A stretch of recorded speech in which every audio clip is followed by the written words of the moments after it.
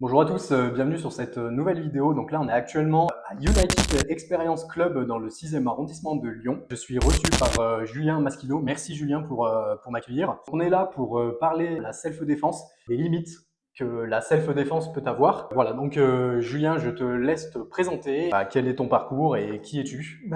Bonjour à tous, merci Yann pour cette interview et puis merci pour l'occasion de pouvoir me donner la parole. Alors je suis Julien Maschino, j'ai eu 42 ans il n'y a pas longtemps, je suis directeur de la salle donc United Experience Club à Lyon comme a précisé Yann. Je suis également coach et instructeur de self-défense depuis maintenant presque une petite dizaine d'années. J'ai également un organisme de formation qui intervient auprès de professionnels qui accueillent du public pour pouvoir justement gérer ce qu'on appelle le risque humain, les conflits, l'agressivité et la violence. Et j'ai D'accord. commencé les sports de combat assez tard.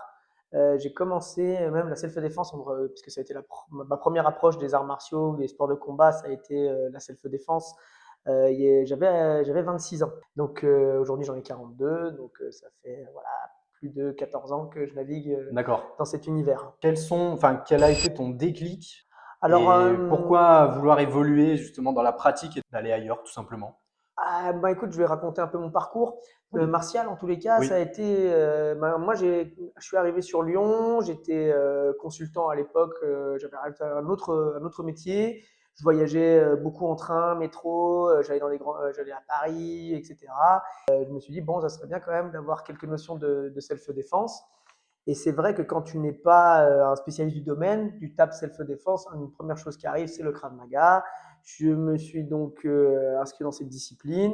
Ça s'est plutôt bien passé, effectivement. En quelques années, j'ai évolué dans les grades, hein, et puis je suis devenu instructeur. Et puis, à peine mon instruction entre guillemets finie et mon premier diplôme fédéral en poche, j'ai rencontré quelqu'un qui m'a fait une énorme remise en cause, qui a causé une remise en cause totale de ce que j'avais appris pendant les 4-5 dernières années, qui me dit, ben voilà, tu n'es pas un instructeur de self-défense tant que tu ne sais pas faire quelques rounds de boxe, quelques rounds de combat au sol, et si tu ne sais pas avoir des bases de lutte et de MMA, parce que sans cette capacité à gérer de l'opposition réelle, tu ne peux pas te dire instructeur de self-défense. Ça m'a marqué. Je me suis dit, écoute, peut-être que ce gars a raison. Et puis moi, ça fait quelques temps qu'à ce moment-là, j'avais quelques doutes sur l'approche technique, l'approche pédagogique. Et puis je regardais, j'ai la chance d'être un peu anglophone, en tous les cas de bien comprendre l'anglais. Je regardais beaucoup de choses qui se faisaient aux États-Unis et je voyais bien qu'il n'y avait pas la même approche qu'on a en France sur la self-défense.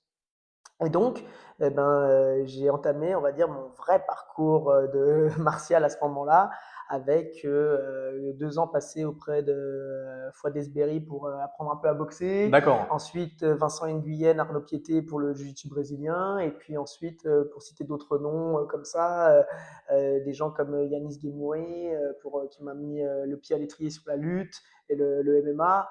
Et puis ensuite, maintenant, je suis un pratiquant, on va dire, accompli. J'ai ceinture violette en grappling jiu-jitsu brésilien. Je continue à tourner en MMA, un club qui s'appelle Ringside, qui est bien connu aussi dans la région lyonnaise. Voilà. Toute cette expérience-là martiale m'a conduit à pouvoir voir où étaient les limites du Krav Maga et de la self-défense traditionnelle qu'on retrouve, Pencak Silat et compagnie. Le Krav Maga en lui-même, quelles sont les spécificités justement de cette discipline? Qu'est-ce qu'on a le droit d'utiliser? Alors, on va dire que le Krav Maga, c'est avant tout un système de self-défense D'accord. qui a comme première base, et ça on peut lui reconnaître, c'est l'évitement. C'est quand même une discipline qui ne fait pas que d'apprendre des choses techniques, mais qui aussi te dit, ben voilà, il vaut mieux éviter que de devoir fuir, mais il vaut quand même mieux fuir que de combattre, et il vaut mieux combattre que de mourir, tu vois. Il y a des D'accord. choses un peu comme ça qui sont données, qui te permettent d'avoir un processus là dedans. Ensuite, le Krav Maga a aussi une spécificité, ça va être l'utilisation de l'environnement et du contexte. C'est-à-dire que si on doit, je veux dire, utiliser, je sais pas moi, un objet usuel ou des choses comme ça, c'est des choses qui D'accord. font un peu la différence avec les sports de combat et où on peut voir on peut y voir des avantages en matière de self-défense.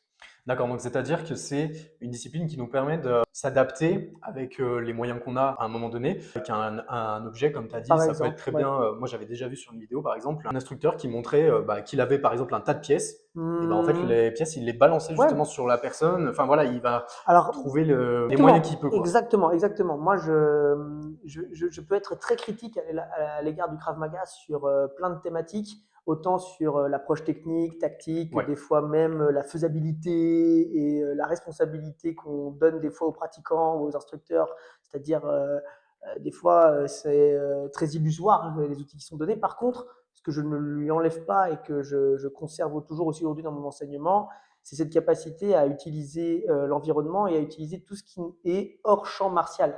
C'est-à-dire que ben, si pour, entre guillemets, distraire ton agresseur, jeter des pièces, cracher, crier oui, brusquement, utiliser aussi le fait de la voix pour dire stop, arrête-toi, essayer d'entamer un discours ou utiliser la voix comme objet d'alerte pour prévenir quelqu'un. Ah, ça, pour moi, ça a été, dire, des choses que je conserve et que je mets toujours en pratique dans mon enseignement.